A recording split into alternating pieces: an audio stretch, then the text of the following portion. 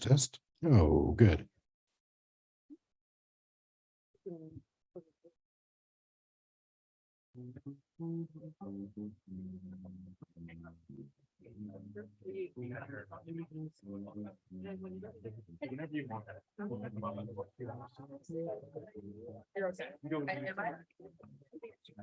Oh.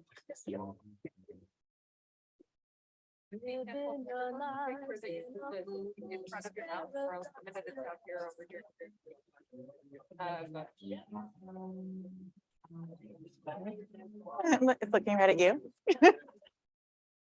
Oh, look, you're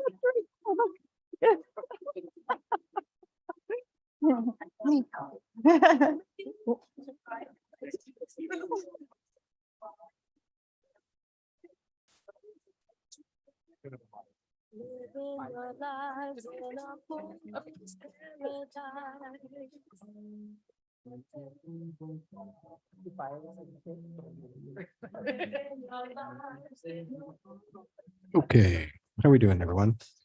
Our HDR is rolling. Our live stream is good.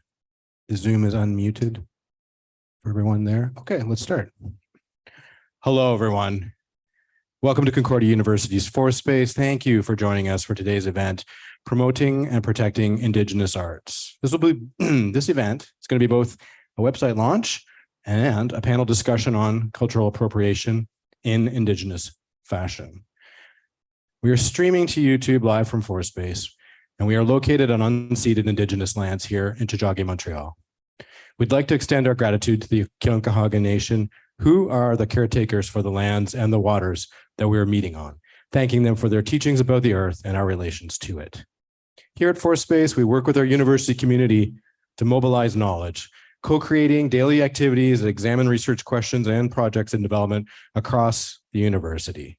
And we're running this event as a live stream meeting via Zoom. We welcome comments there or questions via the chat. For those of you in the space, of course, if at a Q&A period, if you'd like to participate, just let us know, raising your hand, we'll get one of our microphones to you. And with that, it's very much my pleasure to pass it over to the co-director of the Indigenous Futures Cluster, Heather Igloliorte. Thank you. Thank you, Doug. Thank you, Doug. Good afternoon. Welcome, everybody. I'm really glad that you're all here with us today. Appreciate everyone who's joining online as well. I just want to start a little bit by telling you a little bit about the project. It is launching today. It's been several years in the works. It started as a book project co-edited by myself and Tony Belcourt and Dylan Robinson. And we were invited to do so by our new colleague, Sam Genero from the Canadian Heritage. This was, oh my God, Sam, when was that? It was pre-pandemic. and we published a book that includes entries by a number of First Nations, Métis, and Inuit scholars, artists, curators, makers from all across the country and internationally. And they all were just given the prompt of, what would you like to share with people around cultural appropriation and cultural appreciation, and how do we start nuancing this conversation?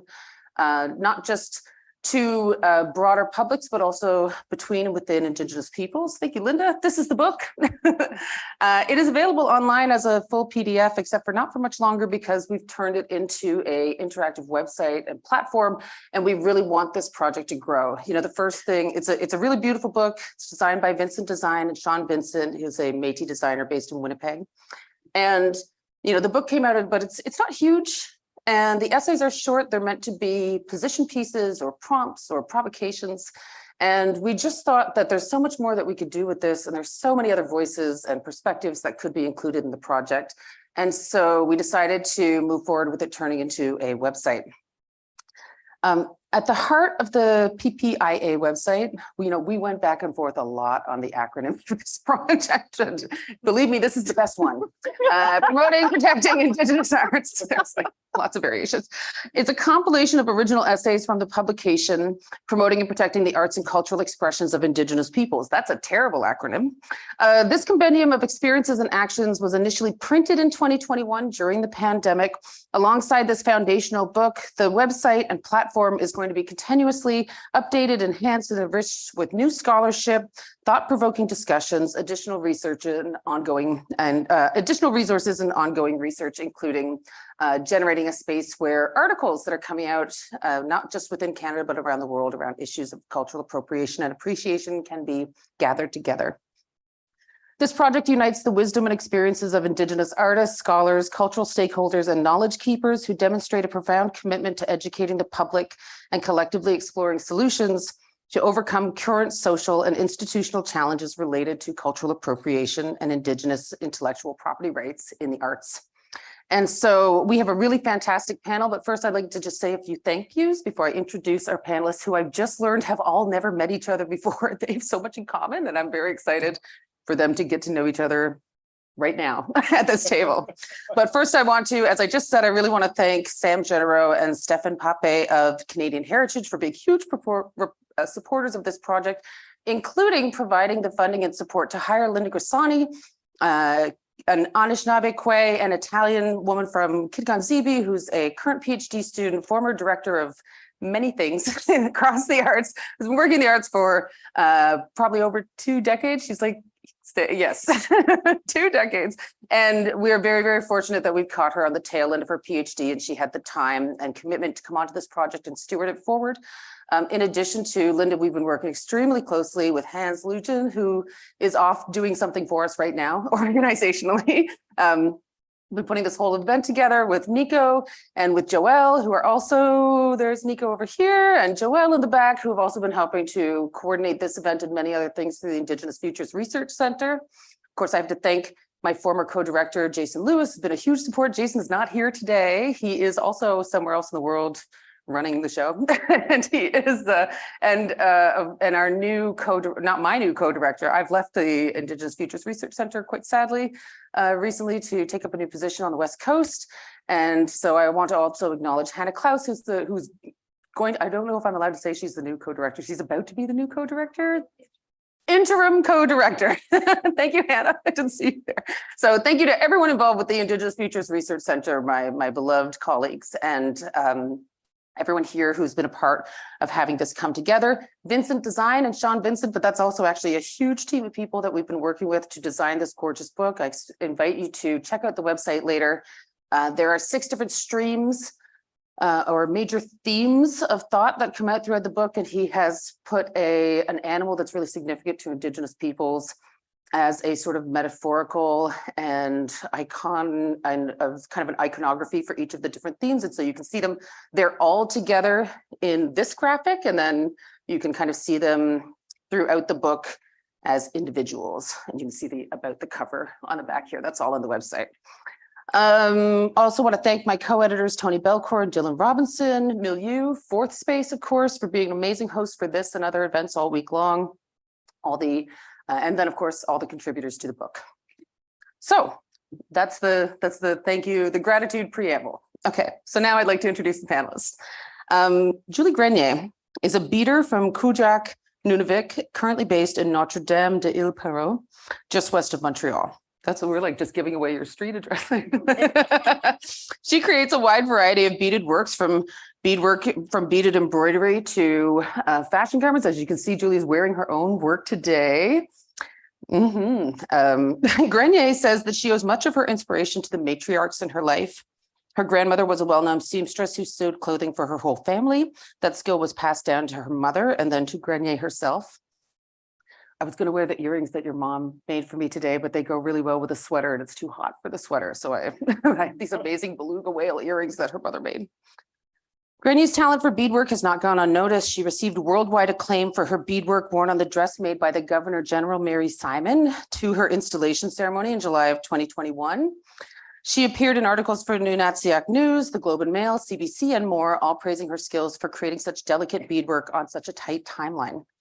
And a secret timeline as well, right?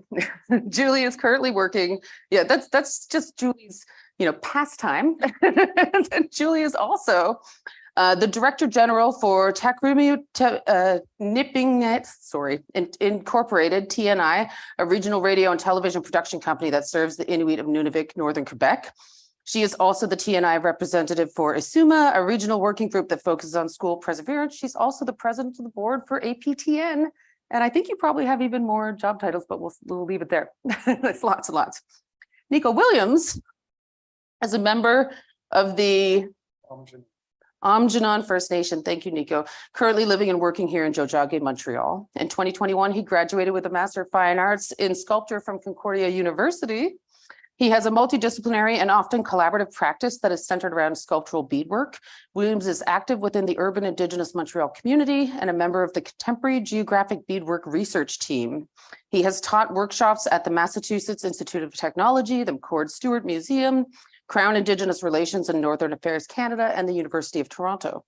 In 2021, he was awarded the prestigious Claudine and Stephen Bronfman Fellowship in Contemporary Art. His work has been shown internationally and across Canada, including the Art Gallery of Hamilton, the Mackenzie Art Gallery, Musée de Contemporain de Montréal, Musée de Beaux-Arts Montréal, Centre Phi, and recently in a group exhibition, Indian Theatre, Native Performance Art, and Self-Determination since 1969 at the Hessel Museum. I really wanted to be at that opening. Was it amazing? I had big FOMO. Williams' practice has been featured by National Geographic and CBC and is housed in prominent public collections, including the Musée Beaux-Arts de Montréal, Musée the MAC again, the Art Gallery of Ontario, Archives Nationales du Quebec, the Ojibwe Cultural Foundation, the Royal Bank of Canada Art Collection. His first public sculpture, Monument to the Brave, was commissioned by the 2020 by the Six Kids Foundation, and that is a really beautiful piece. I hope you'll talk about it on the panel. Your work has been supported by the Canada Council, the Council des Arts de Montréal, Council des Arts de Lettres du Québec Impetus Grant, the Ontario Arts Council, and the Fluvog Artist Grant. I think we want to put a pin in that one to talk about as well. Sage Paul is an urban Denesuline Tisquet based in Toronto. What's that? Denesuline. Sorry, Denesuline. Woman based in Toronto and a member of English River First Nation. Sage is an award-winning artist and designer and a recognized leader of Indigenous fashion, craft, and textiles. Her work centers family, sovereignty, and resistance for balance. Sage is also a founding collective member and artistic director of Indigenous Fashion Week Toronto. Her art and design practice is conceptual, creating narrative-driven garments, crafts, and costumes for artistic presentation for fashion, film, TV, and theater. Sage is a sought-after and artistically diverse designer. She is creatively curious and informed with excellent and resourceful craftsmanship. Sage has a strong, broad understanding of how she and her audiences interact with and understand fashion. Some of Sage's art and design has shown at the Art Gallery of Ontario's First Thursdays, Harbourfront Centre, the Centre for Craft, Creativity and Design in North Carolina, and a curated program at Western Canada Fashion Week by Osisiwan Contemporary Art Collective. She has designed costumes for Kent Monkman, Darlene Nepons, Dennis Goulet, and more. Sage speaks about Indigenous fashion, including engagements at Canada House in the UK, the Walrus Magazine, Toronto Metropolitan University, Toronto Women's Fashion Week, and South African Fashion Week. Most recently, Sage presented her collection Giving Life at Festival de Monde and Design here in Montreal, and Otapiaki Fashion Week in Calgary. Sage received the Design Exchange RBC Emerging Designer Award in 2017 and was recognized as a woman of influence in 2018, a changemaker by the Toronto Star in 2018, a top 100 talented and driven Canadian women by Flair magazine in 2017, a quote, Toronto cool girl by Vogue magazine. I mean, I would put that in my bio as well, and was honored by the Ontario Minister of the Status of Women as a trailblazing woman who transformed Ontario. In 2019, Sage was nominated for the Virginia and Myrtle Cooper Award in Costume Design and the Indigenous Arts Award, both for the Ontario Arts Council. She sits on the Toronto Metropolitan University School of Fashion Advisory Board, on the Board of Directors for the Red Pepper Spectacle of the Arts, and is developing an Indigenous fashion elective course for George Brown. And I am Dr. Heather Igloliorte. I'm a Nunatsi, Vumiok, and white settler on my mom's side. I'm white. On my dad's side, I'm an Inuk from Happy Valley Goose Bay. I'm a Nunatsi beneficiary. I'm a former associate professor here in the Department of Art History at Concordia University, where I used to co-direct the IFRC. I'm still working on this project very closely with the team here. I'm currently a full professor at the University of Victoria, and I have been a curator for about 20 years and just someone who spends all of her money on beadwork and clothing. So consider myself, I'm also a bead hoarder, but not a bead worker. So as someone who has deep, deep admiration for what you do, I would love for you to take a moment and just begin by introducing yourselves, not in this kind of formal way, but talking about your own relationship and how you come to being in the fashion world. So how close? This close. As Heather said, my name is Julie, and I would say I'm relatively new in the fashion industry, I guess on a more mainstream, but I have been actually developing my skills through traditional sewing practices, learning traditional sewing practices in my community, and then passing on my knowledge by teaching in Nunavik, and more recently in other, I guess, more contemporary or urban spaces. I've collaborated with a few designers, a few other artists, and I think that's probably a little bit more where people know me from. And I love exploring contemporary, new contemporary ideas. But I also love mixing it with some of our traditional practices. So, and of course, I am, like Heather, a bead hoarder. I started through beading when I was very young, and I've been teaching beading to people my whole life, starting with my mother. When I was like 8 years old, I was teaching her how to do beadwork. So most of my work will have some form of beaded elements incorporated in it, and or traditional sewing elements. Thank you. Nico? Hi, everybody. Yeah, so I work with beads as material. And this summer, actually, I guess I crossed a little bit into the fashion world, beading a fully to scale flannel. I'm always looking at ways to, well, when I first started with the practice, taking beads off the body and making sculptures that could explore many different layers of our relationships with, you know, Indigenous and colonial movements together. And yeah, this summer I was like, okay, I'm really inspired by this flannel. And, you know, working with it, I was like, at first you see it 2D, you have it there, you're like, oh, it's only like this big. But then when you start actually beating it, and then 10 of you are all working on it, it took us forever. I would wake up and I would just think about that flannel. I'd be like, in the middle of the night, I was like, how do you do a collar? Do you know what I mean? So I was trying to take these beads off the body, and then we just ended up making a fully, you know, piece that you can wear. And yeah, the work's called Uncle. So the way I approach beadwork is I look at these objects and I think of ways that they really speak to our Indigenous experiences and tap in there with places. I also give a couple workshops over the past years in Kuujjuaq and all around Canada.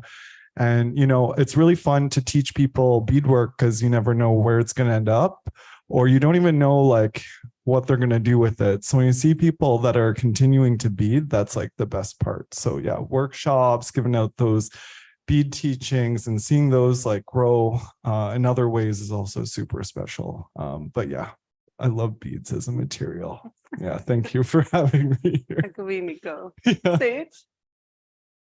Hello. Hi. Yes, Sage Paul. And a lot has happened since my bio. So Indigenous Fashion Week Toronto has now become Indigenous Fashion Arts, which better encompasses all of the work that we're doing, because it's one thing to create space for our community members, and that's really what drives me in fashion, is the way that it brings people together. I grew up beading, and I was trying to remember. I was like, was I beading or doing applique or fashion design first? I can't remember, but I just remember being surrounded by our community and just working on it and just doing it.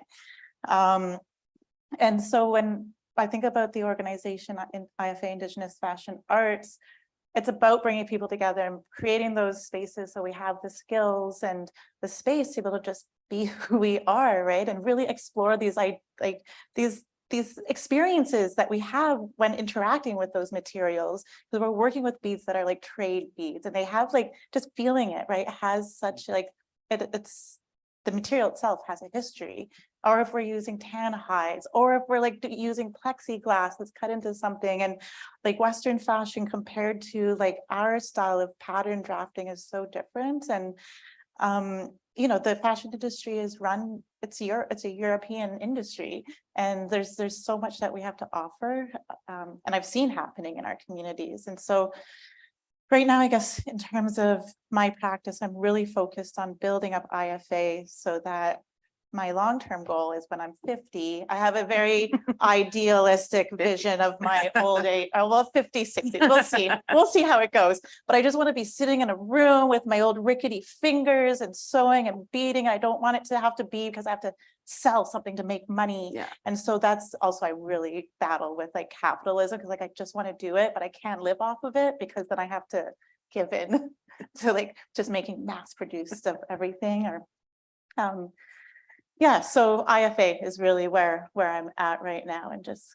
really focusing on creating that space, and especially for younger generations that's important to me. You've been so busy with IFA, and I see it, and like, and also just seeing all the other fashion designers online who are like, I got my acceptance letter, I'm in, or I'm in the tray, I'm in the vendors, you know. And I was like, oh yeah, I forgot that Sage is a maker, like a costume designer, and like so heavily involved in the fashion industry for so long that it's pretty wild how IFA has just taken off recently. Could you talk a little bit about why you changed it from Fashion Week to Indigenous Fashion Arts? Well, it just goes back to like the needs of our community, and we're creating this space that we want to celebrate and lift each other up. And it's every 2 years, specifically because things do take a long time. Our communities don't have the resources, and we all live very far apart. And most of the people we're working with are not even in cities, which I really love. Most of the people are women, and they're usually mothers, and they're usually raising their family. So trying to find ways to accommodate and provide just the needs for our community members. So with that, we are just building on top of our programming in terms of providing entrepreneurship programs, but values-based, because I just got back from this conference for the World Intellectual Property Organization. And it's still like they had these European marketing people come in trying to tell this group of about 30 Indigenous women how to tell our stories. And like, we don't need help telling our stories. We just need some access to your market and your money, right? Like, how did that go? I didn't want to interrupt. I left and I didn't stay. I was like, fuck this. But this is why we changed to IFAs, so that we can offer programming that's relevant and that is supportive, and we can offer things like childcare. And I mean, it's a lot of work, especially as a not-for-profit and a legal entity, because then there becomes more things to deal with. But it's really about serving the needs and making sure that we're building a stable and sturdy, sustainable sector within this fashion arts kind of industry that feels new. It's new within the context of Canada, but it's existed forever. So yeah, that's why we've changed the name, just to, you know, I want to be doing more than just doing a show. And not that it's just a show, but, you know, I just want to make sure that in the future that those resources are there. It's more holistic. It's more reflective of what you're doing all the time, and not just like the week. And I think also when you think about like New York Fashion Week, you think about it being like really high stress and high competition, and it being kind of cutthroat. And that's obviously the opposite of what you're trying to generate with Indigenous Fashion Arts and Fashion Week, which is now within the Indigenous Fashion Arts. You brought up values, and I think that's one of the things that we want to talk about today, because it's a panel about appropriation and appreciation. And so what I had as a first prompt was like, what is the entryway into this conversation for you? Like, what is the kind of a baseline that you need everyone to understand? We have an audience today in-house, and I don't know how many people are online, but you know, we got a mix of people here. There are Indigenous peoples here, there are non-Indigenous peoples here. And I think that I have certainly myself, I'll tell a quick story. I was on a panel at the National Gallery of Canada, and I talked about something that had absolutely nothing to do with fashion. And at the end of it, the first question I had, somebody put her hand up and she said, "Am I allowed to wear these earrings?" Or, and I was like, "Yes, of course." So we had a big, so it turned into a big conversation around, is it appropriate for a non-Indigenous person to wear a pair of they were ivory ulu earrings in this particular example. So I think that, there's a high degree of knowledge and complexity on one hand, and then there's a public that maybe doesn't have that same kind of understanding. So where would you get into this conversation? Sure.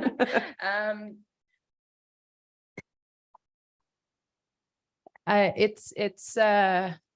mean, when we talk about values, one thing that we didn't say is I am Inuk from Nunavik, but I'm also French on my dad's side, from Southern Quebec, and being raised in a house with very strong values on both sides, but also with on the Inuk side, especially,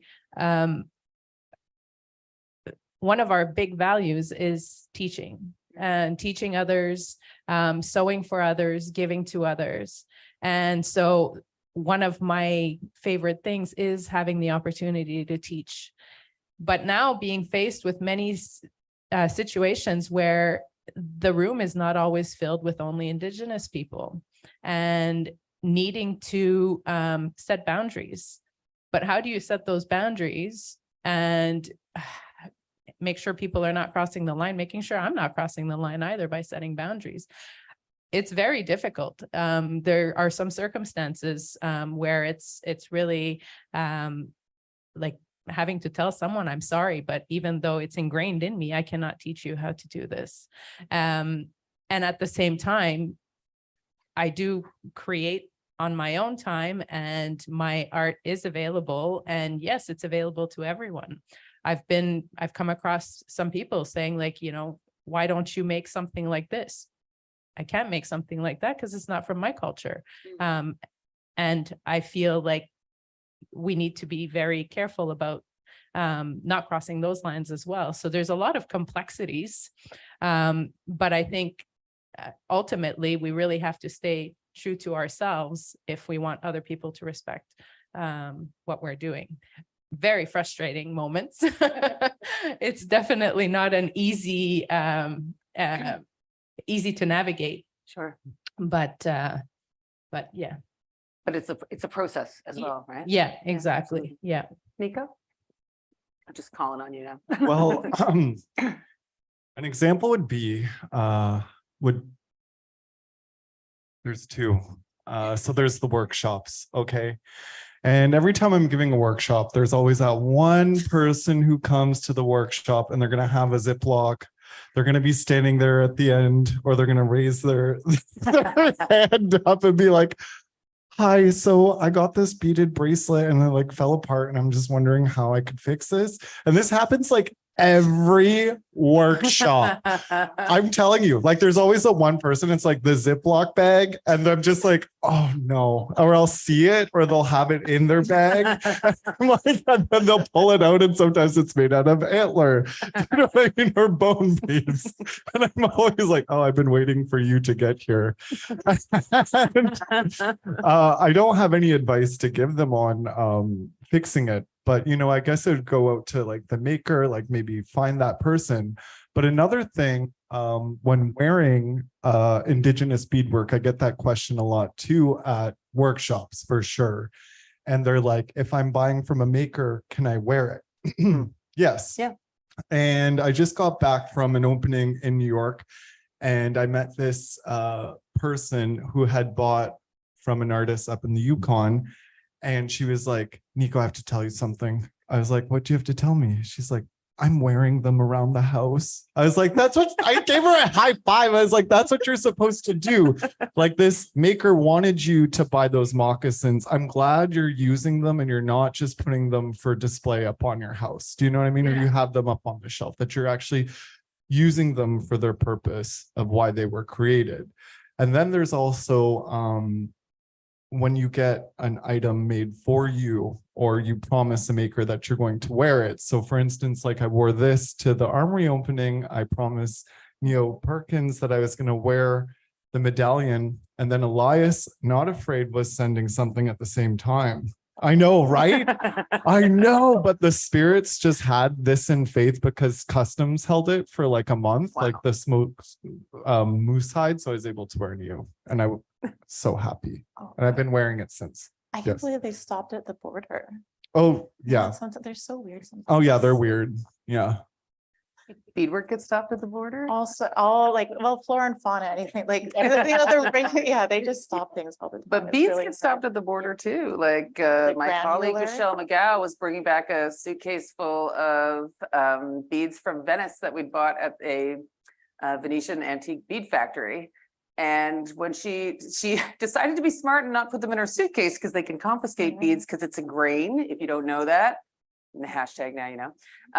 But so Michelle mailed the beads back to herself, and they came in little packages that the place packages them out in like 200 grams or 100 grams. You know, it's bulk bead buying. And when she got the package back, they had cut into all the packages and then left them. So she had a box full of bead soup. And I think that our other colleague Hannah brought them to her class and made her students separate them as a meditation.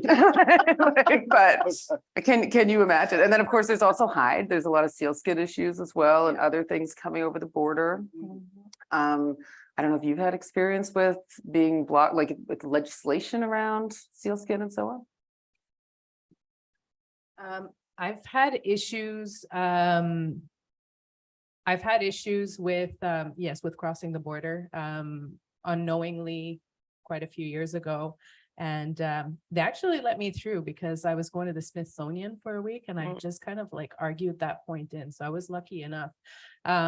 But I've had many issues even domestically carrying beads. Now it's a process. I have to separate my beads. I have to decide ahead of time what I want, what I don't want. I was just recently or a year ago at a one of 10 selected to be part of an Indigenous haute couture fashion residency in Banff. So my beads travel with me. They don't go in my checked bags. And so I had my whole bag of vials, and they stopped me because it's green matter and I wasn't allowed to bring it. And then I had to check my bag. And the amount of anxiety I went through on that 3.5-hour flight, and then waiting for my bag to come, and it was the last bag to come off the conveyor belt, I almost had a complete meltdown. But it's a reality, and they will not accept any kind of argument. Yeah, you cannot bring your beads unless it's under I think it's like 250 grams on your person. wow. So it's an issue because we travel, and when we travel, I do anyways. And I think most artists that I know will travel with their materials, but like out of all of the things in my suitcase, everything is replaceable except for my beads, because in my collection, I have a collection from around the world. Everywhere I go, I have different beads. So now I'm very, very careful. But same thing with hides, with sealskins, it's always an issue. One that I haven't found a solution to yet. There's a Alaskan artist, Kuujjuaq, who actually did my wrist tattoos. And she was crossing the border from Alaska into the Yukon to go to a hide camp. And she had a moose brain in her luggage, and they stopped her at the border and was kind of like, you have a brain in your suitcase. Like, can we talk about this? And she actually convinced them to let her take it over the border because the moose could have walked across the border itself. So I thought that was a really great understanding. But moose is not banned like sealskin is banned. And there's a lot of cultural misunderstanding around sealskin. Well, there's a huge process around like getting flora and fauna over the borders, and I think especially if you're in a gallery, you know that, because it could take months to get like various animals or skins over the border. and it's just like, it's about the resale of it, and then also making sure it has the right certifications. And there's just like all of these like bureaucratic hoops that you have to jump through. Seal is one of the toughest ones to get over borders, but if it's like moose, if you can't say where the hunter came from, like there's all these things that you have to be aware of. And so when we were going to Milan earlier this year, Leather capital of the world. Yeah, yeah. They would allow one kind of lambskin, but not another kind of lambskin. You have to use the whole site's website to look at the Latin names of all of these different animals or plants or whatever you're bringing over. And I was really worried that, because I'm working with people who are like literally like so far in the bush that it's hard to communicate to, because internet's bad and phone calls are bad. So I was like, just send me all your stuff, and we just wrote it all down, and I had them just send me stuff, and I just like snuck it through the border, and it made it, which was great. But like, I can't be promoting that way of doing things to the people I'm trying to work with and be like, yeah, this is how you do it. But like, for now, like there really is not much of a solution other than just like sneak it through and be confident. Hope they don't stop you. Yeah. Yeah. I mean, you took a big group to Milan. Were there were hides and other materials in that fashion? Because it was a shoot, but also Milan Fashion Week. Is that right? We were there for a trade show called White Milano. It's a very large trade show. It's in like 4 massive warehouses, and it's happening right during Milan Fashion Week. All the major buyers are there, and it's only open to buyers. And there was definitely you feel like you're in a fishbowl, where people are coming to look. We had a lot of students, and the thing that was most annoying is that they just want your time for free to share about your culture. They think this is what it's like, no, we're here to do fashion. I'm not here to educate you. So this comes a lot with, but like, they want to be cautious about appropriation and decolonizing fashion, and all of these terms are getting thrown around in the fashion industry everywhere, but they just want to put it in their books to say, look what we've done, as opposed to actually working with us and getting our work out there, making sure that we are in the center of the industry, so that it becomes like the way of working with our communities is normalized, as opposed to like the kind of tiptoeing around what I should be doing, what I shouldn't be doing. And they're just. So it was interesting in Milan. I think it was very successful for the designers, and we do a lot of work to make sure that they're connecting with industry who will be respectful of the work that they're doing. But we can't stop everyone. And you're in Europe, and they don't have day-to-day contact with Indigenous peoples from North America. And so on the one hand, it's appreciated that they are at least aware that there's an issue, because the fashion industry is really in many ways at the heart of issues around appropriation in the arts.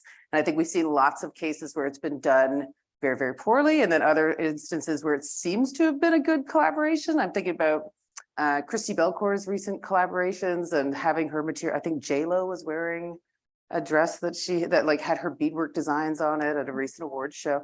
I would love to hear what you think about how things are going with the fashion industry, and if things are trending better. Are we moving away from the era when D Squared had that horrible runway collection that they used a racial slur in the title of their collection, I'm thinking about all the things that happened leading up to I should have looked up the name before I came here. It's the brand with the monkey face. Oh yeah, Frank. Paul Frank. Yes, the Paul Frank catastrophe of 2017. How are we doing now? Where are we at? I think there's a lot more, there's a self-determination. I think where our communities are finding our own space in the industry, and I think that's really important. And we are starting to set boundaries about, even from nation to nation, about what is ours and what is not allowed to be shared. So yeah, I think people are empowered in that way.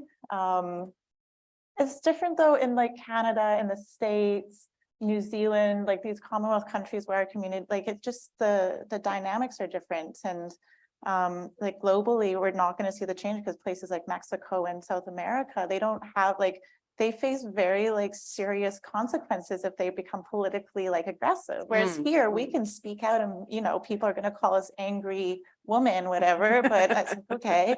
So yeah, when I think about if we are where we're at, yeah, we're moving, but we're operating within a system that is trying to stop us. Right. And I see it very much when I go to places like Mexico, whereas here, it feels good right now, but we still have to keep doing work because we don't have laws around IP protection. We don't like traditional knowledge and cultural expressions. There's no like legal framework to protect our work and to protect our communities. And that's what I think needs to happen. And then also that goes into trade. Like we need to go to the World Trade Center and talk about like getting all our stuff over there and not allowing people to be shipping these sealskins. Meanwhile, our communities that's livelihood. Why are we not a part of this major like global trade market when traditionally we were? Like that was we can find anyway. Yeah. You want to jump in? Yeah, I feel like I mean I echo I feel like we still have some work to do though within the communities as well, or within the Indigenous communities. And for example, I recently bought a beautiful dress by a fashion designer in BC. So it has very West Coast designs on it. It's her own fabric. And it's always comes back to this question of, can I wear it? You know, and I think we need to get out of this misconception of we can't wear other designs from other Indigenous unless it's like a sacred design that's meant for a specific cultural group, and in which case then a designer wouldn't create a garment using it for mainstream.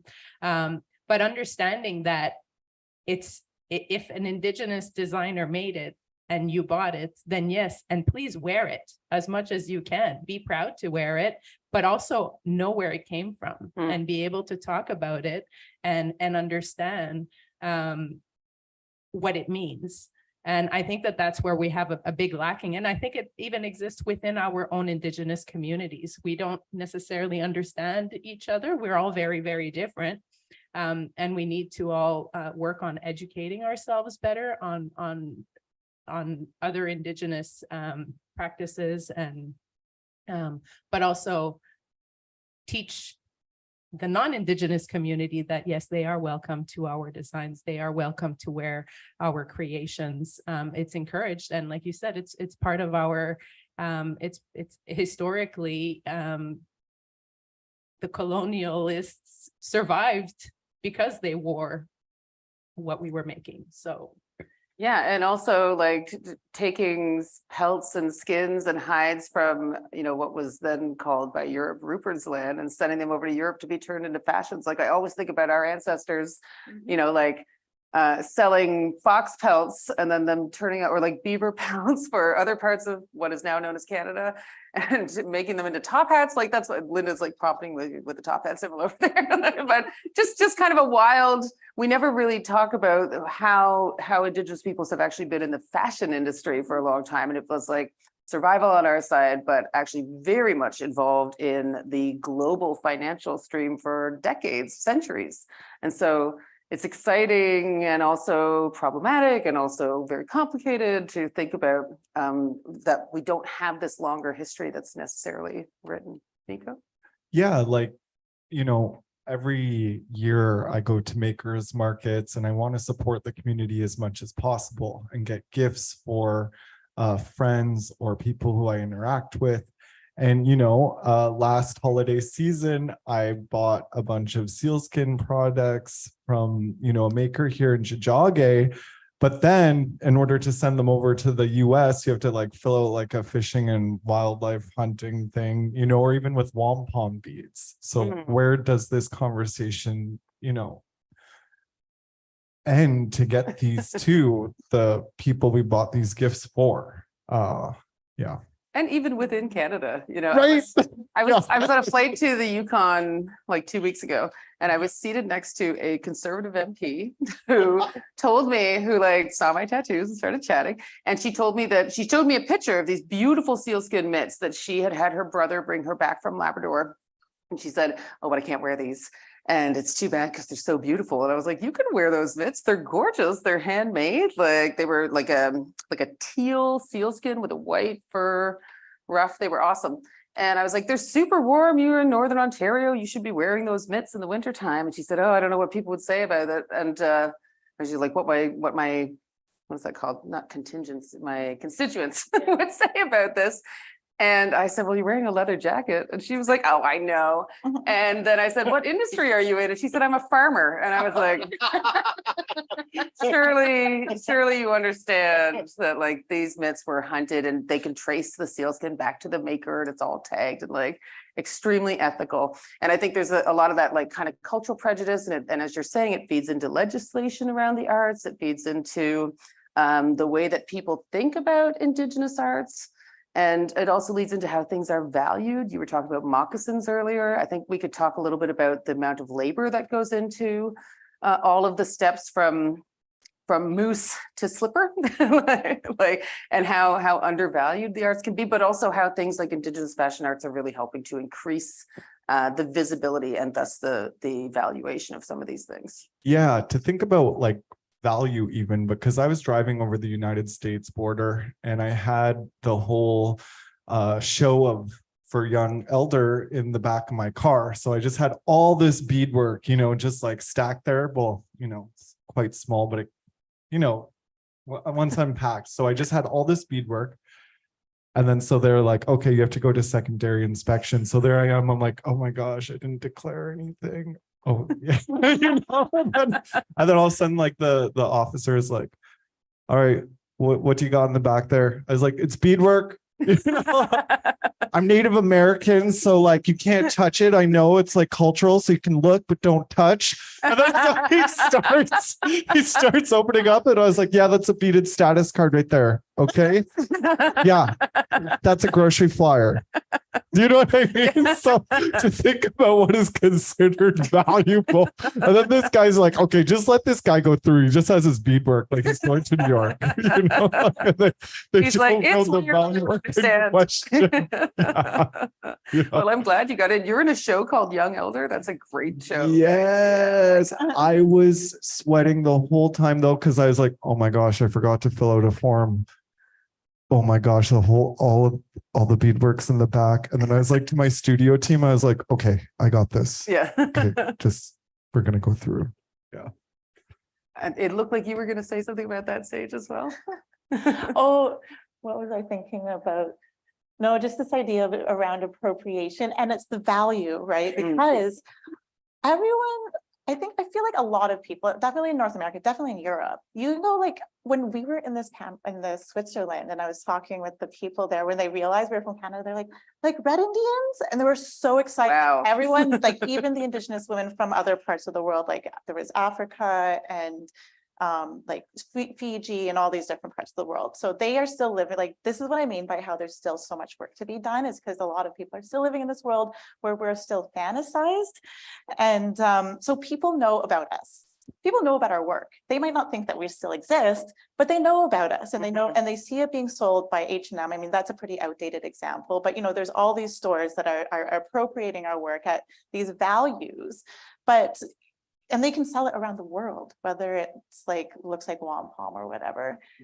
But we can't even get across the border, and we're freaking out. We're sweating because of these things. But like, how are we supposed to be a part of the industry, which goes to appropriation? Of course, there's appropriation, and there's a serious imbalance of power because we have no access to it at all.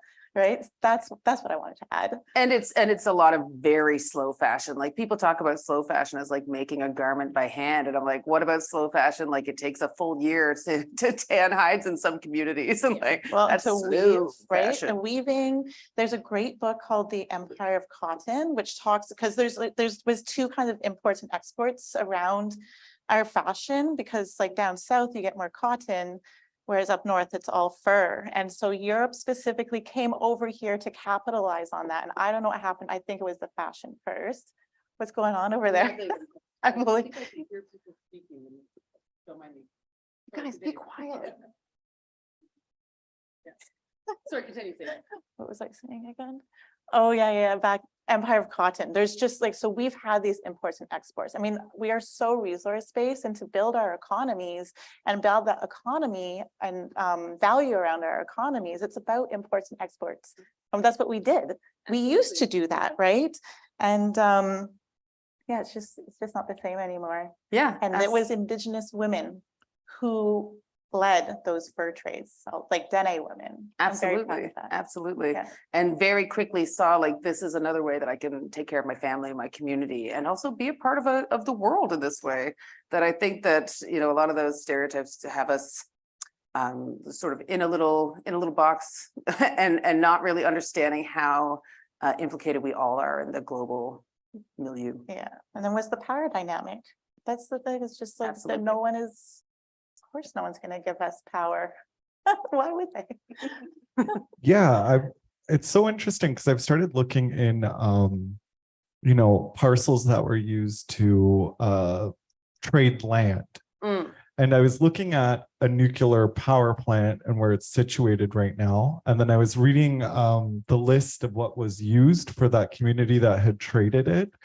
And there was like one part where it was just like 800 pounds of thread. Like I was just thinking about like, you know, how this thought, like they thought this was going to be a great, there was lots of other things there too. There was a lot of beads, but then when I saw the thread in there, they were like, yeah, we're not making the thread. This is already there. It's available for us, you know, to, you know, make our identities and represent it with that material. But now to fast forward like 100 years later or 150 years later, where it's now a nuclear power plant, where is that equality with that trade? You know, where is it now? Like most of those garments that would have been made would have been taken away during, you know, the ban, where they were coming into our communities and taking those garments and taking our culture away and throwing it into archives.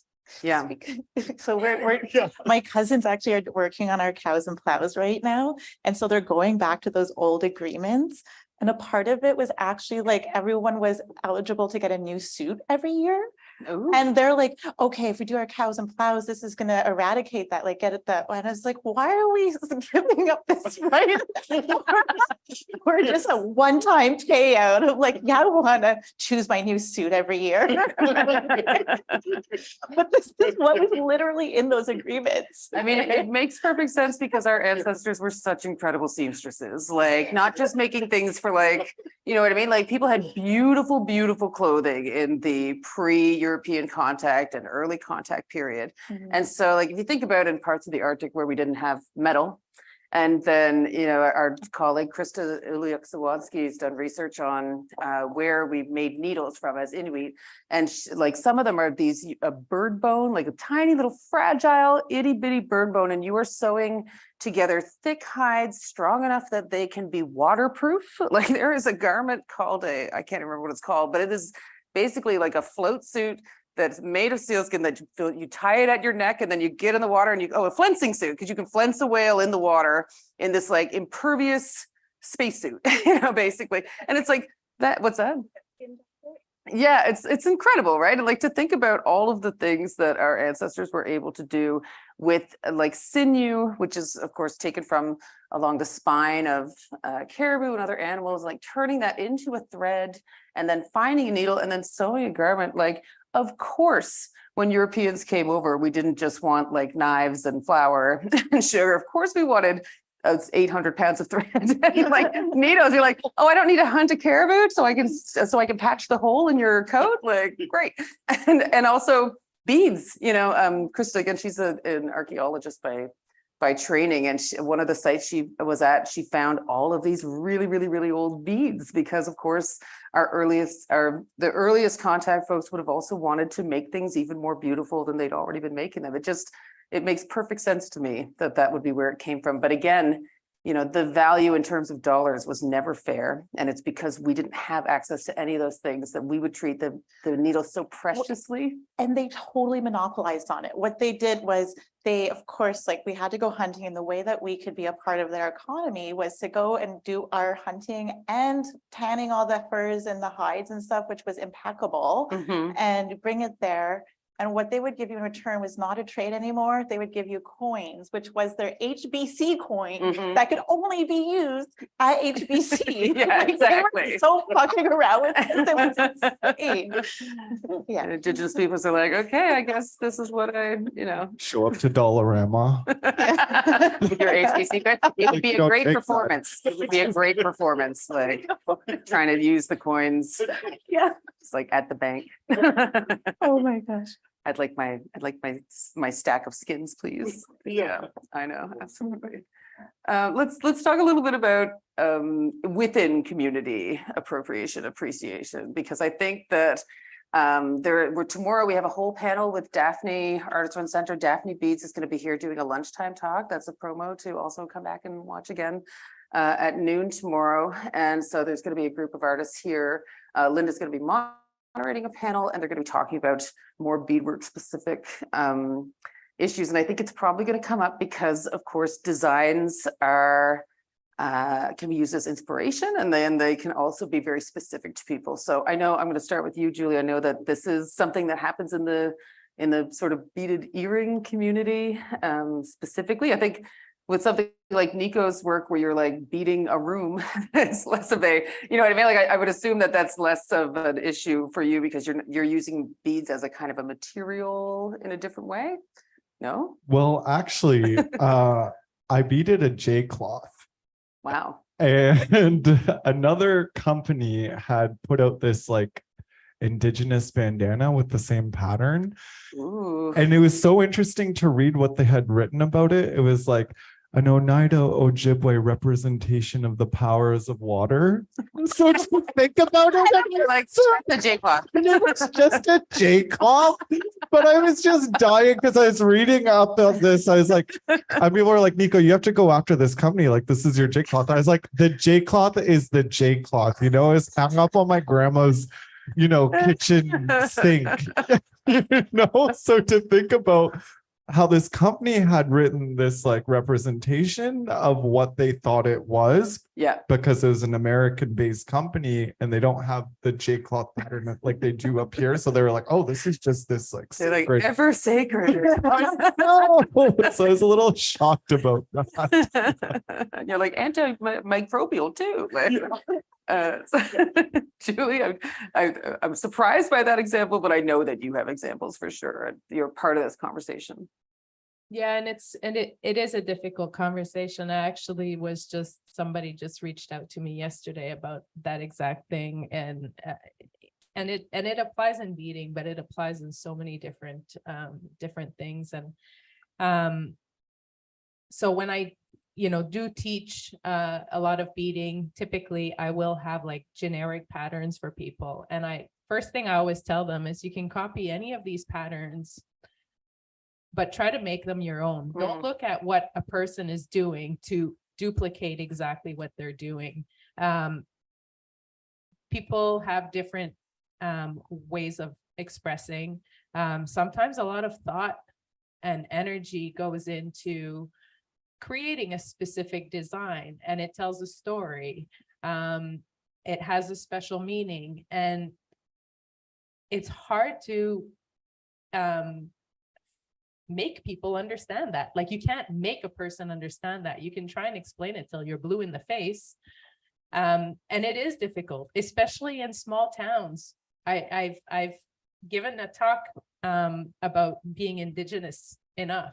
And I think one of the biggest issues that we face within our communities, at least in our communities up north, is we become our own worst enemies. People are so quick to try and point fingers and to target, and to that we end up fighting within ourselves, and it becomes extremely difficult. So we're trying to teach something, but at the same time, tell them not to copy anyone or not to duplicate it. But that's kind of how you learn. And I think back to when I was a kid, that's how I learned how to bead. I was studying other people's beadwork, and then I was using that.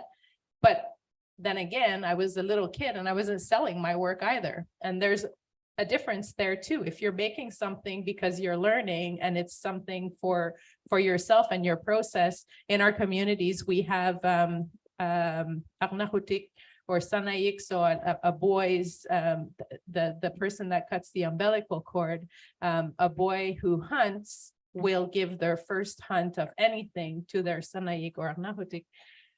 A girl who sews their first will give their first to their Aamjiwnaang or Sanaik. And that's part of our process. And that's the person that ensures that we become good hunters or we become good seamstresses and providers for our families and our communities. And that mentality is kind of going away.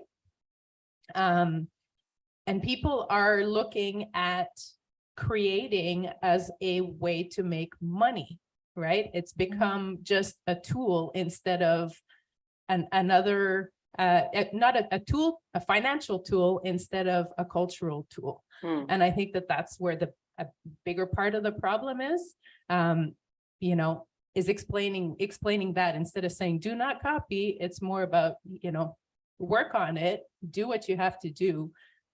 And then when you reach that level, you start creating your own, then you can start selling your own, then you can start moving beyond. But it is difficult. It's a difficult conversation to have, I think, with younger kids. And now people are afraid to share patterns, traditional patterns. I have bags. I inherited all of my grandmother's patterns, her parka patterns from like my uncles and aunts and even my mother when she was just a little child. I have all of those.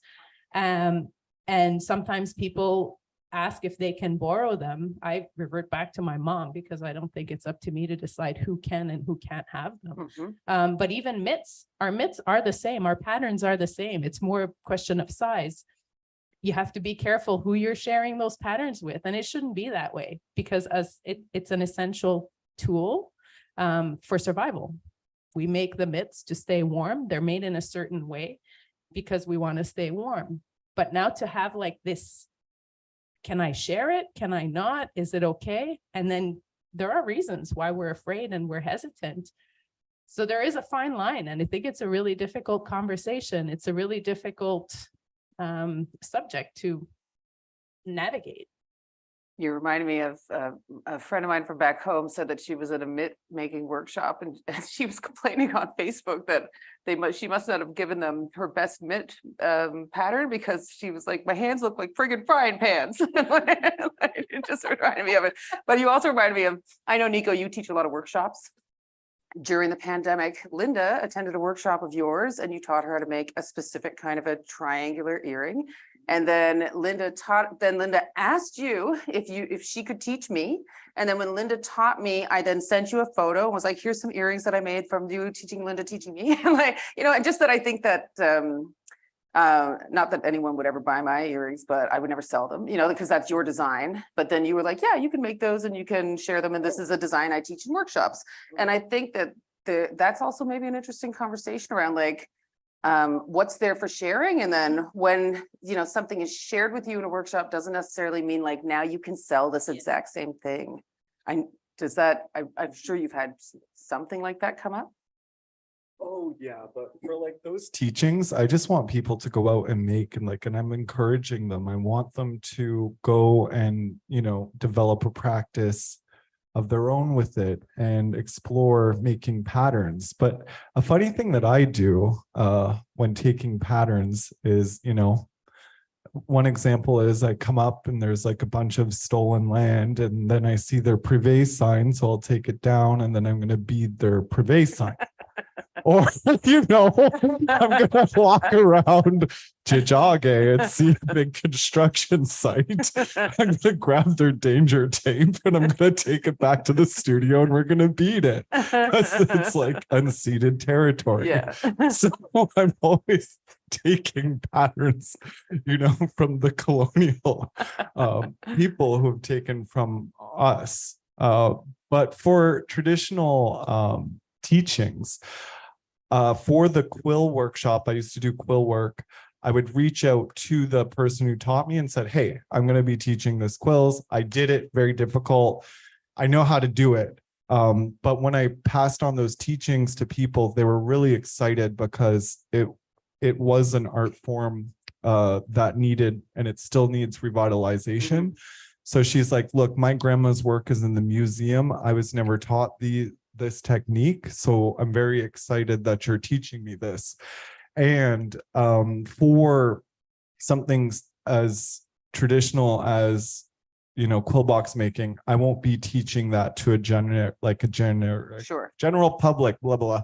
I will teach that only to people within community. Yeah, and I think what you're both saying is like, it's so important to continuously share that knowledge. And so the need for something like quill work to continue to be revitalized is more important than your concerns about appropriation or like where that line could be, because it's like, this is the thing that needs to be brought forward and taught to next generations. Oh, yeah. Sage, does Indigenous fashion arts have any kind of like an ethical guideline or practice, like when artists are, because it's like a lot of amazing people in a room together. Do you have these conversations around how to protect their designs, or like from artist to artist or to the world? Yeah, we are, well, definitely, as just being a new not-for-profit, we have to build policies, which is really annoying, but actually I'm finding it to be really necessary. Just because there's a lot of politics in our communities. There's a lot of like within our communities, and there's a lot like nation to nation. So there's that. But when it comes to original work, we do expect the work to be original, and we rely on our committee members to kind of see when something is not original or one's own design. It's hard because fashion and crafts and textiles are not covered under IP and copyrights in the same way that visual arts is, or that writing is, or theater, whatever, and so it's hard because people are just trying to make a living. And so it's like, what is considered someone's own piece, especially in fashion, because you can't get IP protection on a shirt. A shirt is a shirt. It's the image on it. But then there's a whole process of going through like an industrial design registration or copyright or whatever that is. And so it's really, really hard to police it. I talk with my sister about it because she has so many people who knock off her stuff, and it really bothered her at first. I was like, but I look and I'm like, this guy, they're all like pretty young.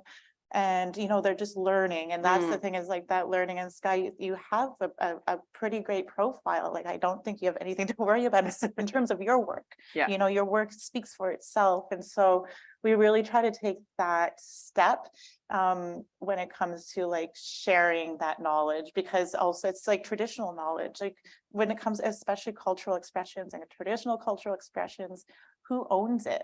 It goes back to that nation. And I think it's important to like speak to your family members and make sure you know where those stories are coming from. I feel like the integrity of the work and the source of that work is more important to really dig into, as opposed to like try to find the copyrights for it. It's a very complex, like, but we are, but to answer, so we've started a thing called the Network Weave, and it's essentially like an association, artist-driven, designer-driven, that helps to look into these areas. And this comes up, the kind of the perceived theft between designers and artists and their work, and what that's going to look like. So creating protocols, like a protocol guidebook, and most important though is it is artist-driven, because we can only, like, I think, enforce it between each other and encourage that kind of good behavior and ethical business or ethical art practice, whatever you want to call it, right? Yeah, absolutely. So I see there's hope, but there's still a lot of work to be done. But like you said, for someone who is, nobody wants to use the term like a master artist, but for someone who's really advanced in their practice, you can see it coming through in the beadwork, and you can see how tightly they're sewn and how small the beads are. You're like, oh my God, these are 15s, and just like the skill, as your skills develop, you are also sort of growing in reputation and so on. And then there's a lot of really creative people who are doing amazing things. My Instagram is like full of, it's just beadworkers and dash-ins basically is my whole Instagram. And so I was just So did thinking while you you say were dash hounds? dash Like yeah, dogs? Yeah. Like wiener dogs, I love bead it. work. That's everything I'm looking at. That's only the when I'm perfect scrolling. feed. I was again sitting next to an MP for 4 hours on a flight, and I learned something new about how our government works. Maybe everybody knows this, but I didn't know it. But there's kind of there's legislation that can be put forward by senior MPs, and then there is also a raffle. And then any backbencher could win a raffle and they get to put a piece of legislation forward. Did you know this? I did not know that this is a thing. I was like, this is wild. Like a lottery? Yeah, like a kind of? lottery. And then anybody from any tiny town or from a major city or from anywhere in the country, if you're an MP, no matter your level of experience, whatever, if you get pulled from the raffle, you get to just put forward some legislation and see if it goes through. And so if you could put forward legislation around Indigenous property rights in Canada, what is one thing that you would want to say, we need this law now? Oh, sure. Anybody can start. Like it's kind of a big thing. They have it in the US, right? They have a not always perfect working intellectual property rights law, but they do have the Arts and crafts. The arts and crafts Yeah, law. But so you can't legally say that this was made by an Indigenous person. Yeah, The thing though is like if you don't have the resources to react yeah, to those kinds of laws, like if it's not useful, it's not useful. It's not going to do anything. yeah. So I love the idea of having that, and it's like what I don't know. It's like, what's one of the examples that from early in the act, like the Kuujjuaq sweaters, you know what I mean? That's a community that has a sweater practice that became like kind of a hipster trend at one point. But then it's like, you have all these like grandmas making sweaters and they have to go and fight, the Hudson's Bay, well, I think it might have actually been Hudson's Bay Company, or like they have to fight a major retailer, distributor, or like Urban Outfitters and all of their inappropriate stuff around Navajo designs. Like it is really a David and Goliath situation. I think that it's like about uplifting our community, because I'm always get so exhausted about talking about appropriation and how are we, like, we're always in this defensive mode as opposed to just like flourishing and being awesome, so actually the Sami, they were able to come together and create these two like certifications essentially. And one is specifically the one that's older is the Sami made, but then of course things have changed now, or no, it was Sami Duojo, which speaks specifically to a specific practice within Sami culture. But then there was also Sami made. And so now their communities have all come together, which is really hard to do, to get everyone to agree on what, like, you have to create all these rules around what is quality enough to be considered this, or is this a collective kind of approach for how we are going to create these certifications? Sure. But it seems to be working. And I think the most important part about this is that it was driven by Sami people. It's not like the arts and crafts law that, then we follow through. It's like the Sami have created this, and hopefully then their government is going to follow that way where they're leading. I don't know if that makes sense. Yeah, Like, see that? absolutely. Yeah. Were you thinking about something related to that? No, you're just thinking. Sorry. Well, yeah, there has to be something like to protect, Indigenous practice, for sure. Because, even if you're walking down St. Catherine Street right now, going into a Halloween store, you're going to see those like disgusting, Native American plastic misrepresentation of us or who they think we are. That should be illegal in Canada, 100%, and in the US. They should not be allowed to do that, especially because they took it away from us and now they dress up as us when we weren't allowed to be Indigenous. And they profit. And they profit. Yeah. Oh yeah. That's about us again. Like trying to go over the border with our real, harvested materials. And they're like, oh, it's not cow skin.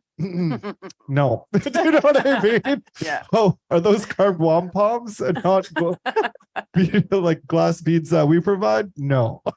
So there has to be something, because territories are our territories. We've been working with these materials for so long, and we should be allowed to travel with it anywhere within, Yeah. you know, Turtle Island.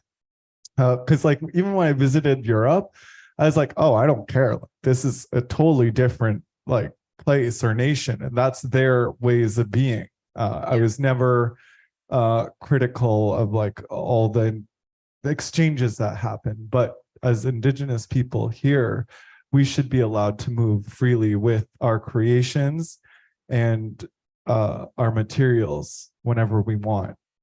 Yeah. It's like Kuujjuaq argued, you know, the animals can cross the border. They don't ever, you know what I mean? Like they do not have this sort of a divide. That's not the territorial line for them. And so why can't, you know what I mean? Like a seal is in the ocean. Like, you know? The Sami thing is so interesting because they cross like these borders Yeah. with like, you know, and they've actually made it happen, which is so, and it's the only example I know of that where they have brought together their community. I mean, it's easier there because they've got the Sami, where it's like here we've got hundreds of nations, so it's harder in that way, but it was really amazing to see that coming together.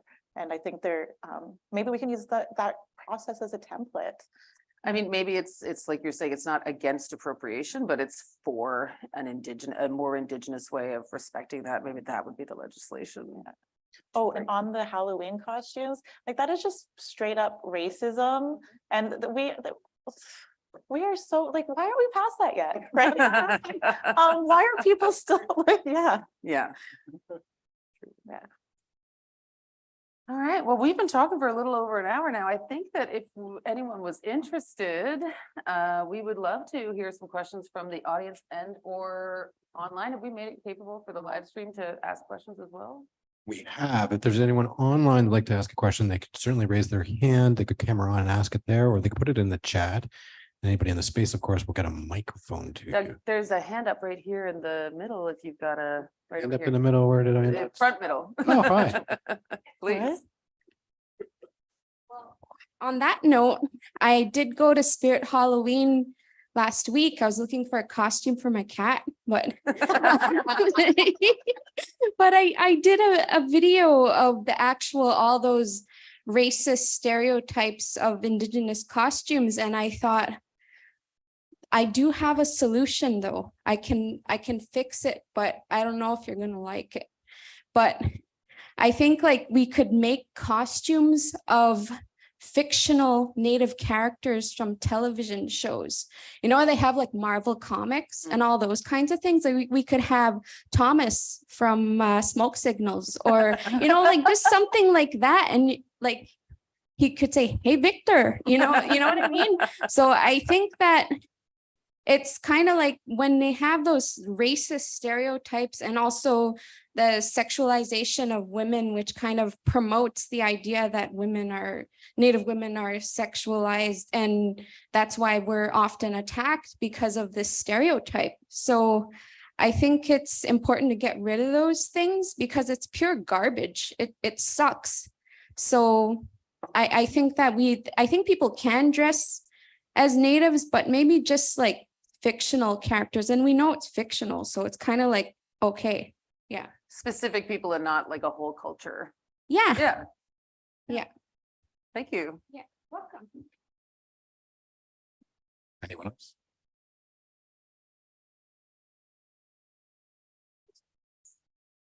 I had a little question. Heather, but it's for anyone who wants to answer. When your MP said, I don't know what people would think if I wore those mittens, I didn't think that they were thinking about the seal skin and the baby seals and how poor they are. I thought they were talking about the thing you had spoken about earlier, where they're going to think that I'm like Trudeau dressing as an Indian in India. Will they think that I'm acting, dressing as an Inuit or an Inuk? Sorry. Yeah, I mean, I did kind of push on her a little bit. It's like, why would you think you can't wear sealskin mittens? Like they're the perfect technology for where you live and like how cold it gets in the wintertime. And she said to me that she thought that like PETA would come for her. And I was like, you might be self-aggrandizing yourself a little bit. But anyway. But that is I think the situation that you put forward is just as possible and valid. Absolutely. And to support that question, the best thing was, because I'm getting a winter coat, right? I love to stay warm. And the best was, it gets really cold. Sorry. And the thing was, I was out having a drink with a couple of friends, and someone from the northern community is offering to make me a coat. I was like, is it gonna be like warm like the ones in store? And then my friends were like, Nico, duh, like they make these for a living, like it keeps them warm, like when they're going back up there, you know. And supporting local makers is really important too. And expertise behind it. Absolutely. The mittens are going to be warm. The Yeah. coat is going to be warm. Sorry, just to like jump in there. Conversation I've had with other people who work in universities and I guess other workplaces as well is I'm like, I think we should have like a clothing budget so that we can show up at events like this and really rock our Indigenous clothing, right? Like, can we get that piece of legislation put into into the workplace? So like, yeah, institutionally. The royal family gets it, exactly. Mary Simon gets it. Surely that trickles down to me. And everyone else. Other questions, other comments, reflections? I think we have some makers in the room. Please. A few years ago, I had a residency at the Montreal Museum of Fine Art, and I was showing my work to my mentor, and I was calling myself a traditional artist because in my mind, I am a traditional artist because I'm telling stories, and I'm a self-taught bead worker. I learned how to make things on my own by taking things apart and putting them back together, because even though I didn't have that tradition of my granny teaching or my aunt, I'm never stuck. If I want to do something, I'll do it. And I remember my mentor saying, you're not traditional, because what I was doing was my background is in art history. So I have a degree in art history. So that's a huge component of my work. And I remember being confused because I thought I was traditional because I'm telling a story. I am a storyteller, but sometimes I would juxtapose Victoriana with Anishinaabe style beadwork. Well, actually it was Jobina style beadwork, which is like, I think it's truly Indigenous because I'm really being myself. I didn't learn the way I was supposed to learn, but I learned, and I'm glad that I did. But what do you think of that? Like, do you think they call me a contemporary artist, and I'm showing with contemporary artists who are not Indigenous. I show with all kinds of artists. So I think that that style has afforded me a venue for me to be able to show with not just Indigenous artists, but all artists. And what do you think of her saying to me, oh, you're not traditional? Like, it kind of bothered me, and I was like always thinking about it all the time, but I think I'm traditional, even though I'm not like traditional. You know what I mean? Yeah. Was it someone you knew or someone you Oh, didn't my know? mentor Oh, your mentor. at the Montreal Museum. Was she Yeah. native? Oh, okay. No, she's white. Oh, No, but yeah. she's really nice though. But like I didn't like what she said. Yeah. I really believe that to be called a traditional artist, that you need to be working with like elders and leaders and community people. Like, those traditional practices cannot be taught through academia. And I think there's an issue in academia actually where people learn things and they learn this theory about our culture, about our practices, and then they consider themselves these like really traditional people. Meanwhile, we have people who can't even afford to come to school, who are traditional practitioners. And so I think it's very important to honor that and respect the way that work is being created, and how that knowledge is being passed and continued. So that's what I think about that. I know that's not an answer. I think it's a big conversation. There is no answer really to it, but that's my opinion about it. And I am using the stories from my grandfather. So I think it is traditional, but I think it makes sense that we're not sublimated in the past anymore. My stories are totally different. So I think I kind of answered it myself. Yeah. Yeah. And either way, it wasn't that person's decision to decide if you're traditional or contemporary. Exactly. Well, I think like Heather's saying, I don't see why, like, I think that an artist should determine whether or not their practices are traditional or contemporary.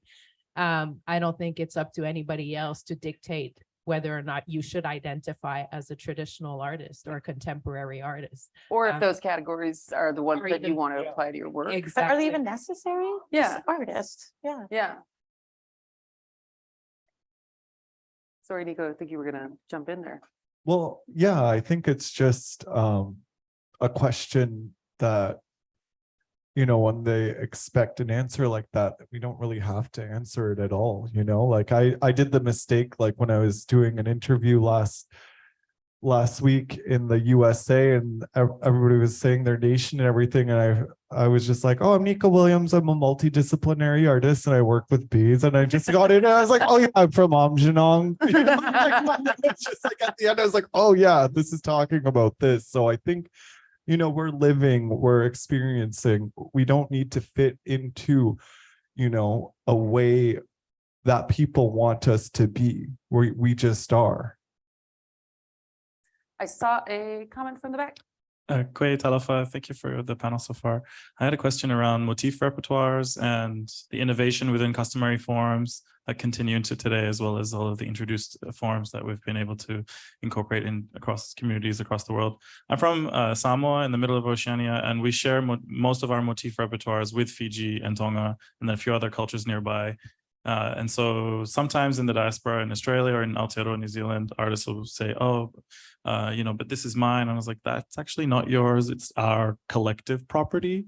And so I think finding that distinction, and so I guess my question is really, in all of your experiences of learning and teaching, how that more nuanced understanding of motif repertoires being collective Indigenous property, but specific, situated, and which is quite at odds to the Western kind of commons kind of discourse and practice.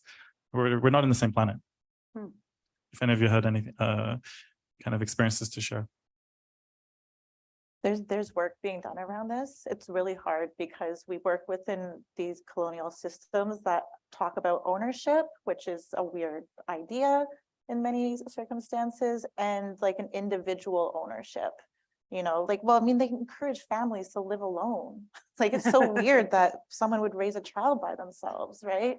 And then there's all this idea, like, there is no answer. And just like, and I just found this out at the conference I was at, is that we have to try to work within those systems. There is work around traditional knowledge and expressions. But it's simply just kind of a band-aid trying to figure that out, other than the protocol guidebooks that help us to share that knowledge of how we want to see it. I haven't really seen much else kind of like really mobilized kind of action towards how do we protect our families. I mean, we can tell which nation people are from based on the flowers they're wearing, right? Like we know where certain designs come from, but it's like unspoken.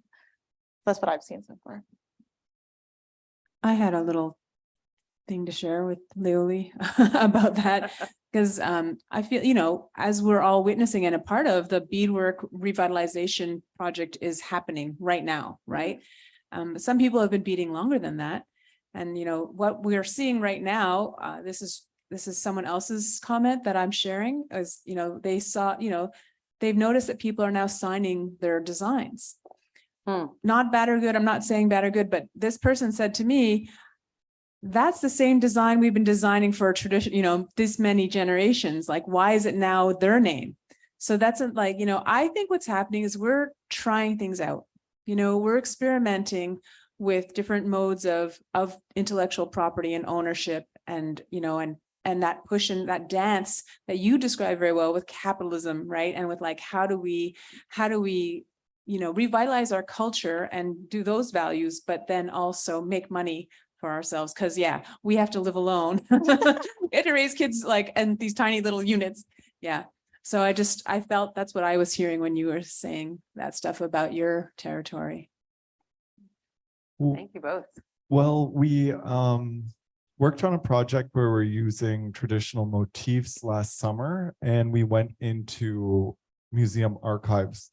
But it was like going into a bunch of unmarked graves at some point. Do you know what I mean? Because you just have these beadworks that be like made by Indigenous woman, but it did not say Indigenous. Do you know what I mean? Woodlands artist. No, not even.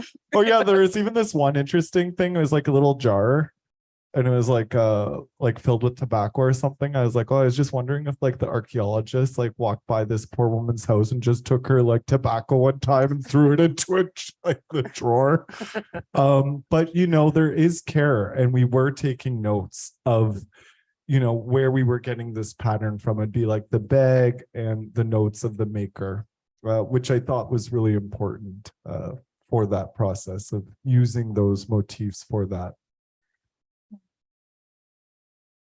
Yeah, I think recording what we're doing, patterns, they come from a place, but there's also this need to specify that it was done by the specific person. But making those distinctions and telling that story, I think, is just as important as the artwork itself or the piece itself, and recognizing it. And when we give workshops, that's a huge piece of my workshops, is explaining where it comes from, giving a history, putting it in context, and explaining the importance of sharing that when you're creating a new piece.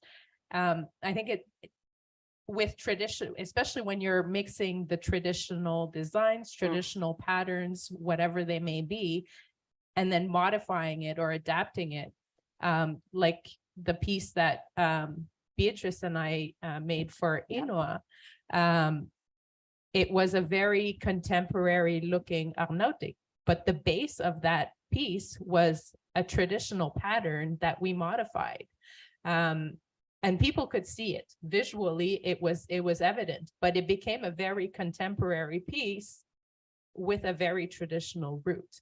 And being able to explain that and tell that story becomes a very important part of the art. All right, if there's no more, oh, there's one more question over on the other side of the room. Thank you.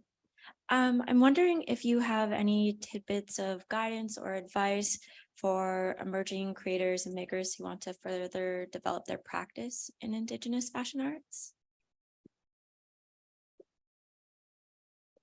You have no advice for emerging artists? I thought you shook your head. You're like, nope, I don't. I was like, No. is there one written? No, I think she's asking you. That's Alexandra Nordstrom. She's from Poundmaker First Nation, and she's finishing her PhD, so she's probably very interested in taking up beadwork. And I'm kidding. Listen, emerging learn, makers. like go join the circles and bead and make with people, and just, yeah, that's what I think. Just get out there and do it. Easier said than done, but Engage with community. Yeah. For sure. There is like bead circles and jajage that invite, you know, people to come and sit at the table, and that's a way. Interact and engage and reach out. Always reach out to your favorite artists. That's what I always encourage. It's life-changing. Let's do Indigenous fashion arts next year. You could literally be around this table. Fly tomorrow, I out think. there, With- get all the wares, support the drops.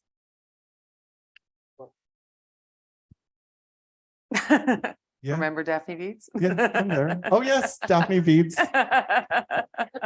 Go to Daphne Beads. Yes. Yes, go to Daphne Beads tomorrow too. Yes. Right here. Hey. Hi, this is a question for all of you. It made me really curious because I love the comment that Sage made about how we don't have to you don't have to act so defensive, like we want to be more the future is bright. To each of you, what is the ideal future for Indigenous fashions? Like, we want to avoid the mass-produced capitalism, but it's maybe not realistic for livelihood to just be making, one outfit a year. I was thinking about like the history of the pieces you guys are making. Should they come with like, really long tags or something?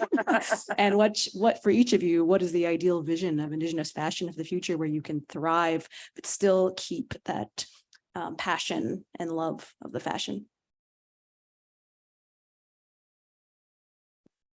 I think people can live on making one thing a year. I think it's consumers that have to change, because you don't need to buy so much stuff all the time. Like, people, you just have, like, if you look at the old Victorian closets, they are like this big, right? Like, I can't fit anything in my closets because of how small they were. So I think there's a huge change that needs to happen with consumerism and an appreciation of value for work. And I think, like, when you look at artwork, like our fashion as artwork, and it's going to galleries, people are going to pay the money because the galleries want it in their galleries, but consumers are not willing to pay for that. So I think just that consumer understanding needs to change, and that's what I see for the future. Maybe a part of it. That's a very tiny part of it. I don't know if anyone has anything else to add. I mean, there are lots of fashion designers in Indigenous Fashion Week who are working in like production scale kind of work as well, though, right? We haven't really talked about it on this panel, but it is also a trajectory right now. It's interesting. I don't know how it's going to play out, because the fashion industry is really on the side of sustainability. There's serious issues that are happening on like the land, but then it becomes a balance of accessibility. Like, our community members are able to afford the fast fashion, but it's not like sustainable for the rest. I mean, other than for capitalism, I don't think it's a sustainable kind of way of moving forward. So there are mass produced items, but usually the quality is total shit, and like the printing quality is not as great as opposed to doing like a really nice screen print yourself. And so there's just kind of, you have to let go of certain quality and value to be able to live in capitalism. But I hope in the future that changes. Capitalism. Yeah, and like I was mentioning earlier, I think even having the consumer wear the fashion pieces that are created with confidence. I don't think you need to have a long tag to give a historical explanation. I think that's going to come with time. People need to be willing to learn and educate themselves, and then be able to tell that story. I mean, we're oral historians. We tell the stories if you want to know about it. And I think that goes to emerging artists as well. Ask the questions. Don't be afraid. Be confident. There are no wrong questions, and engage in the conversations. We can talk about our art, and that can be transferred, and have a confidence. If the consumer can develop a confidence to wear, I mean, anything that they get, whether it's from especially from Indigenous communities, because we will, as consumers, wear whatever it is that we see from a high fashion, high end or low end fashion collections. And why not the same for the Indigenous fashion designer? I think there's a lot of work to be done there, but I think that is doable in the foreseeable future. I saw something really cool, to the long thing, and we don't need those long things. And there's so much education that, for sure, I totally agree with you on that. Seeking out that knowledge and learning about the story of your garment, because there definitely is a story there. But I wanted to mention, I saw the coolest thing. So I forget what brand it was, but they had these little QR codes. Oh, it wasn't it. It's Ani Hello. So if it's like they're an entrepreneur, it's just they are a retailer of clothing. So I don't think they get their clothes manufactured by overseas, I think. But the little QR codes were like I was like, so brilliant. It's so easy because there's, like also knowing who made your clothing, where it was made, who got all the profits, like, you're buying something for so much and exactly. And there's so much that can go into clothing, but I mean, you could write it across all of your clothing or yeah. Yeah. I love that.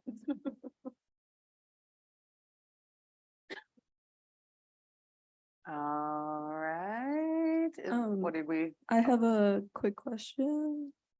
I can't see who. 340. Oh, over here. Hi. Hi, I was just wondering, I want to like ask you a bit about rest as like artists, because for me, I often like connect with my traditional ceremony or like, beading with my auntie and like the cousins and like that's for me, that's rest.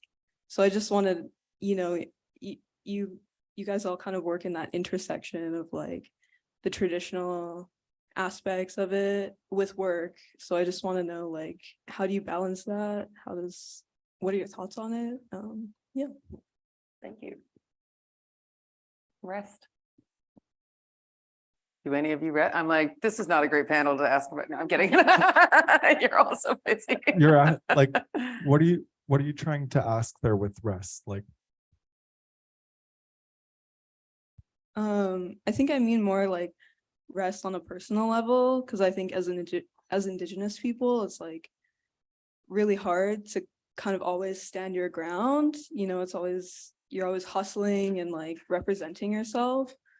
So I guess I kind of want to know about that. Like, how do you take care of yourself? Like, how do you take care of your soul, your spirit, while you're working in these spaces and working with this material and traditional stuff. So, well, at the studio, we'll all be working on a project collectively together, a bunch of projects. And, the door is always open. And I always tell everyone working on a piece, put good energy into it. So if they need to like go and just like walk or like appreciate things around them, that's always, encouraged. Like if they're upset about something, and it's kind of funny because there was actually a lot of chaos in the studio this summer at the end. We got out at like 5:30 in the morning, but to have those moments and appreciate a lot of things around you. I think you can do that individually or just walking around and appreciating, and then loving what you make and making sure that you don't lose that even when it's almost like a full-time job or more. Still loving the things and practice what you're creating and trying to innovate. I find that fun. Then I'm like, I feel restful working on something new. Yeah. Yeah, I agree. I think for me, first of all, rest is beading, or knitting or creating or whatever it is. If I'm working with my hands, if I'm able to kind of sit back and I'm able to get into my own headspace and eliminate the world around me. It's because it's my source of meditation. So the bonus is I get to create something that just kind of develops itself through my own meditation process. And I know we're running shorter on time, but during the pandemic, knitting was my thing. And it was, I have 3 boys, and we were driving each other crazy. My life has been on the road since the day I was born, practically. And all of a sudden, I found myself inside these 4 walls with my kids and husband all the time. And even my dogs are male. So it was a very often difficult situation. So I kept on knitting. And at one point, one of my sons came to me and he's like, "Why do you keep on knitting?" And I said, "Because I don't hear you." And they were shocked, but I was like, and then he's like, "But what if I don't want to hear you?" I said, "Well, let me teach you how to knit." And it became our daily thing. I would grab my knitting, go sit on the couch, and then this is my middle son, he would come and sit next to me and he would knit. And then my oldest son decided he wanted to try it as well. And my youngest son would just watch because he was like, I'm not touching this stuff. But then they realized that it calmed them down. Their energy levels came back to a grounded level and they weren't talking. So I said, you see, none of us are talking to each other. So you're not actually hearing me anymore and I'm not hearing you. So they understood where that came from. But all that to say that I do miss social beading, social sewing, social knitting. It's not something that I have access to as much in the city, which I used to do every week at home. But anything creative for me has become a meditative process and it has become my grounding. Yeah, when I think about rest, it's hard to like, it's a really, like I have to be very self-aware because, you know, not only am I working, but there's things happening in life all the time. And like, there's constantly a crisis in my family. There's constantly things happening in my personal life and just trying to figure out like how to walk through that, being aware of my mental health and knowing that like, it's very susceptible and vulnerable to any trigger in the world where like, you know, like, and also I'm an introvert, like most, so it's like being out and talking, it takes a lot out of me. I literally have to rest after I'm out because it just knocks me out for a few days. But mine is the same. It's like really about just being with family in ways where you can just be and there's no expectations. I think there's a lot of demands on people, especially artists and people who are making the output of work people expect of artists is crazy. And we don't need to live up to that. And so usually I'll go for a walk with my dog or I'll go hang out with my nephews and we'll go like walk on the beach or something. And yeah, it's a very fine balance of making sure that you're not burning at both ends. Yeah, that's rest for me. I think that's all great advice. And I think on that note, I'm going to thank everyone for coming out. You've been such a wonderful audience, everyone watching at home or wherever you are. It's been really, really fantastic. I want to invite Linda over. We've got some, Linda, what? We have some gifts that we'd like to acknowledge with some things made by Indigenous artists. Not appropriated. And copies of the text. These are kind of rare books because we did a limited print run because they're all going to be available online. You can have that one. And I want to thank the panelists for being so incredibly generous with your knowledge and thoughts today. And that's it, I think. Thank you, everyone. This has been really wonderful. Please come back tomorrow for Daphne Beads. We will continue this conversation and deepen it and, you know, get into it. Bring your beads if you want to. Is that a thing that they're allowed to do? I feel like yes. Why not? Bring beadwork and come and talk and share.